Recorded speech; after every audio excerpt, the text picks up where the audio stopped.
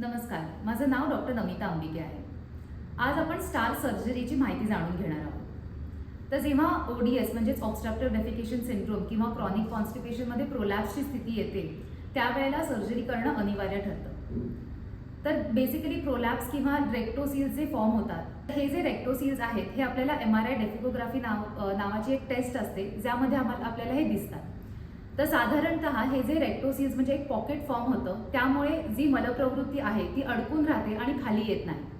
तर बेसिकली आपण स्टार प्रोसिजरमध्ये काय करतो, तर स्टेपलर्स वापरून हे जे एक्स्ट्रा मास आहे हे काढलं जातं आणि जी निरोगी त्वचा आहे ती तिथे ठेवली जाते, ज्यामुळे रुग्णाला मलप्रवृत्ती करण्याला त्रास होत नाही.